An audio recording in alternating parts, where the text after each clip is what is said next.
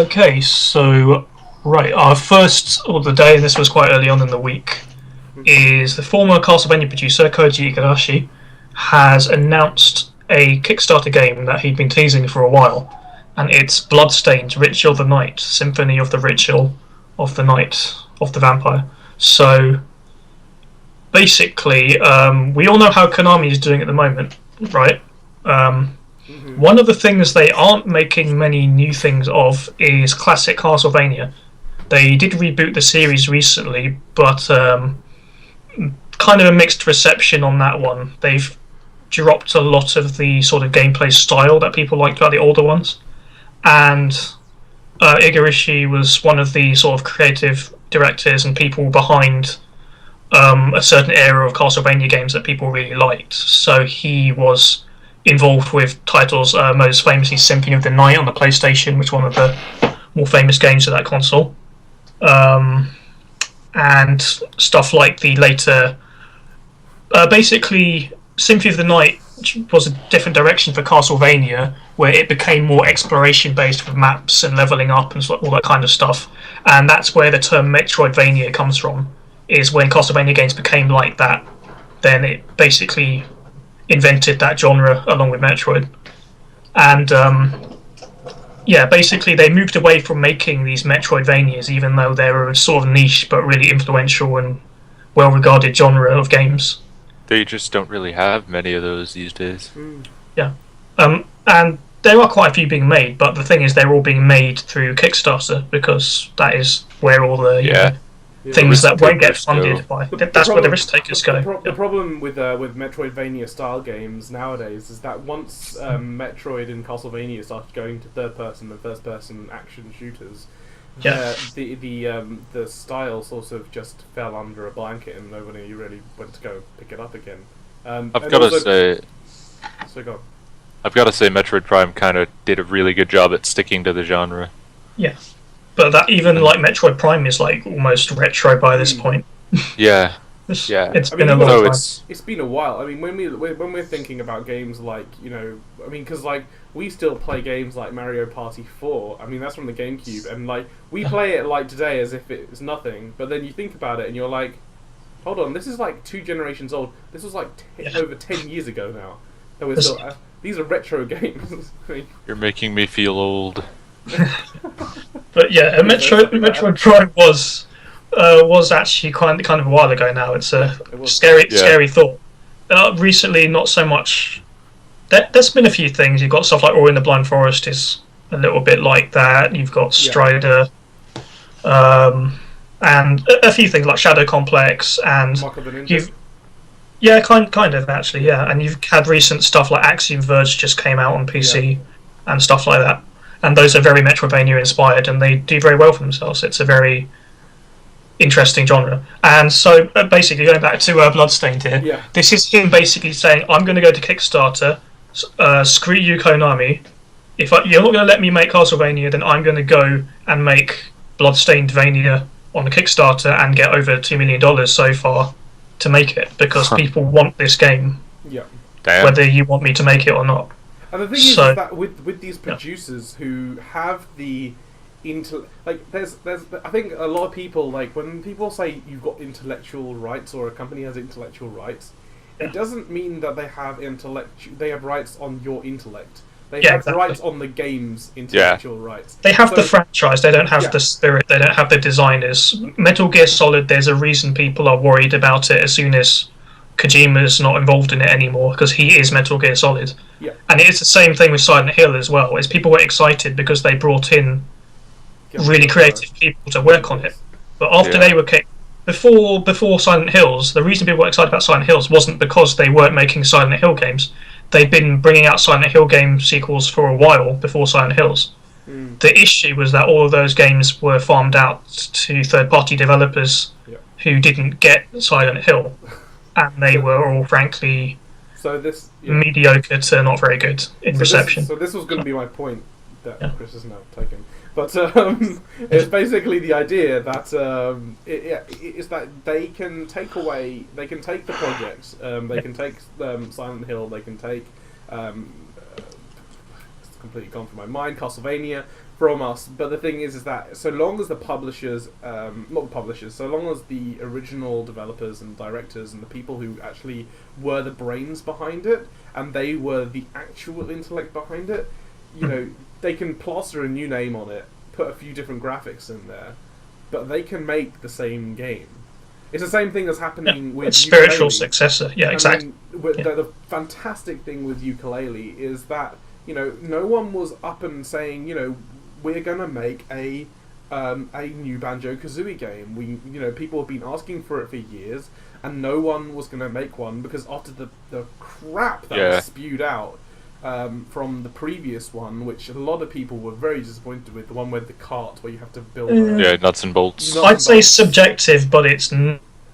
But I mean, in the same way that releasing a pretty good game, it's just not the same at all. It's not a Banjo-Kazooie game. It wasn't crap to the point where you're like the Nukem Forever crap. I'm talking about like it just was so disappointing that it wasn't. It's like, how many times has that happened? How many times has that happened in high profile? Like when you look back, and it's like we're making an original Resident Evil game for the Wii, and that turned into Dark Side Chronicles, which was a light gun shooter, and people got mad.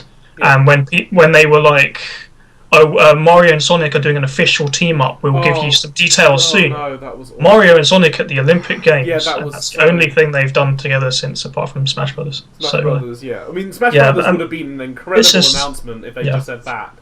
But I mean, like, And the thing is, Dark Side Chronicles and Mario and Sonic at the Olympic Games and whatever, they're decent games, but they are just not what they're not expect when you get people hyped up for a new Resident Evil or you're not going to get a big people Mario Sonic crossover. Yeah, exactly. But I think there's one thing that's happened over the last few years that I've noticed is I think this generation where basically it was the generation of developers in the 90s who were really, and forgive my English, but fucked around during the 2000s, the noughties, and now have just had enough. And now everyone's heard of Kickstarter, they've heard of Indiegogo, they've heard of all these places. They're now saying, well, you know what? There's enough people out there who really, really want it. We're just going to go and do it now. Because they like to make games, and a lot of them aren't being allowed to make those games. The reason why they started making these games originally back in the 90s and the early 2000s, the reason why they made them was because they wanted to make brilliant, beautiful, interesting, new, fresh games. Yeah. I mean, Call of Duty, believe it or not, when they brought out Modern Warfare right at the beginning, it was an amazing, awesome game that everyone was raving about, which is the reason why this whole Call of Duty craze started. And now it's become this bottomless pit of games. I guess you could argue Call of Duty 4 was... I mean, Call of Duty was acclaimed and sold well and everything. Yeah, I mean, 4 blew it. 4 was what really blew it up. Yeah, when it went modern. Yeah, Call of Duty 4, yeah. Before that, they were actually regarded as good game, cinematic, but also they let you really get into the shoes of soldiers and show conflict in the World War in a really sort of gritty, realistic way. And then that's slowly turned into what Call of Duty is now, which is a very different kind of military experience. Spited by a lot of people.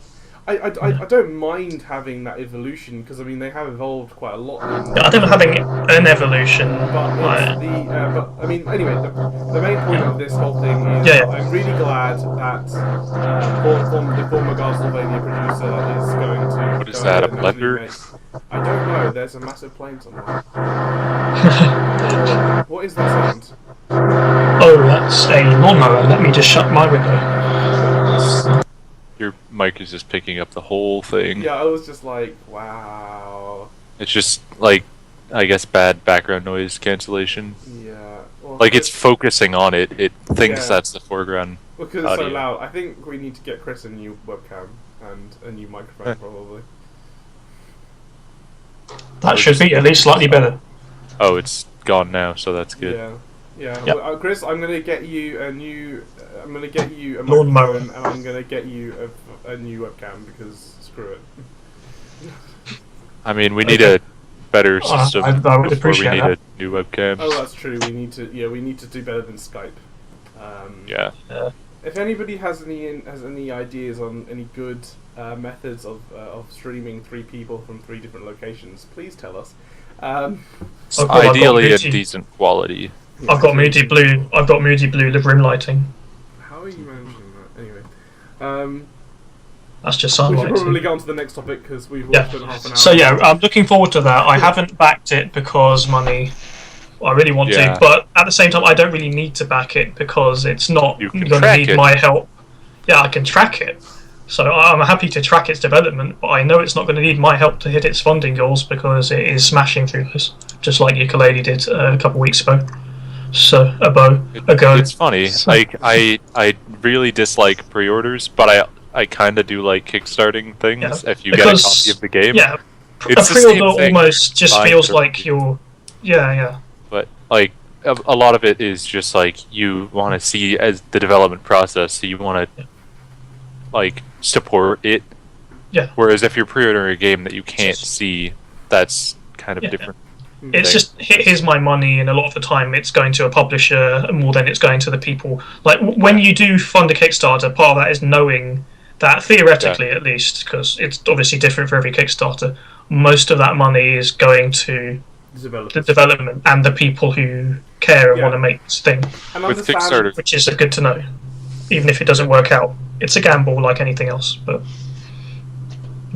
yeah, with Kickstarter, you can usually you can see all of the development process pretty much, so you know if it's going to be good or bad.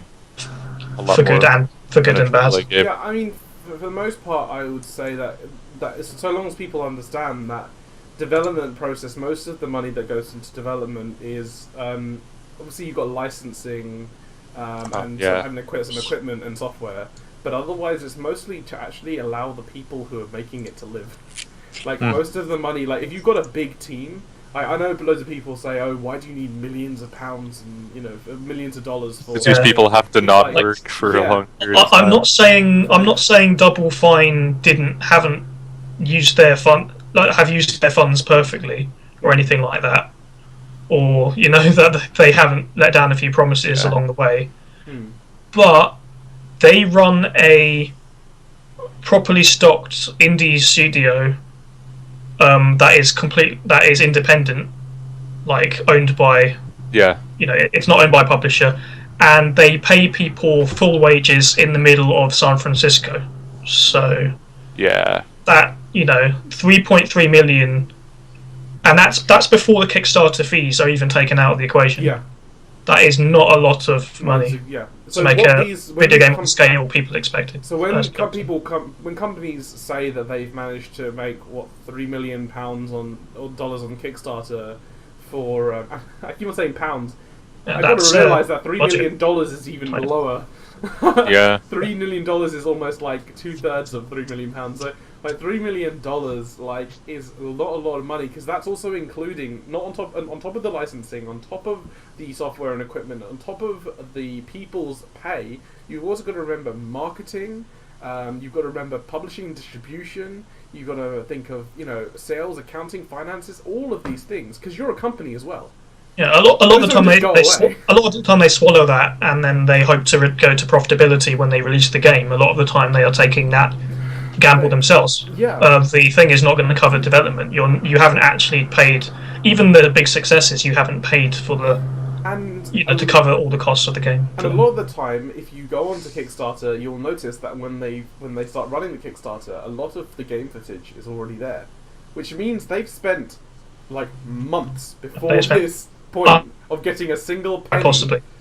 of not getting possibly any pay, doing all Yeah. of this work with the hope that someone out there, people out there, are going to put money into the Kickstarter. But I there's feel no that. guarantee. Yeah. And And also, project planning is hard because a video game involves so many different disciplines going together at once. Yeah. Even an experienced game studio can have huge amounts of trouble predicting how it's going to go, where the money's going to go. It's a company, even if it's got less people in it. And it's a company based on the merging of art and technology, which is even more tricky, because dealing with that is, I mean, you're talking about dealing with cinematography, music, artistry, possibly sculpture design if you go into that depth of like motion capture and all that sort of stuff. I mean, we're talking really. I mean, video games are difficult to make. They are. They're emerging. Especially when people are expecting like AAA quality from these big budget Kickstarters. Like when people think about it, if you think about AA budgets, they're merging. Like exactly. They're merging. What are we talking about? They're merging like pretty much every single art form into one art form. Which is why it kind of blows my mind when people say that video games isn't an art form, and I'm like, well, screw you, because you don't understand. It doesn't really matter if it's not really a combination of like 8 different forms of art.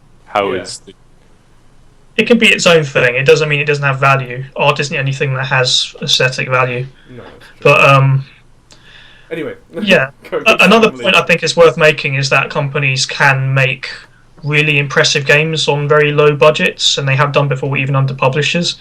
But a lot of the time, this is because of their specific situation or the fact that they can really reduce their overheads. Like CD Projekt are based in Poland; they can have really, really low overheads, and wages in comparison to say anywhere in America or Europe. I mean, like the UK, specifically. Yeah. And Japan as well, like people who animate, draw manga, develop video games, they don't get paid a lot of money, and they work massive hours. They and don't get many hours. Yeah. So there's a very different sort of there's a lot of very different labour and costs going on there. So yeah.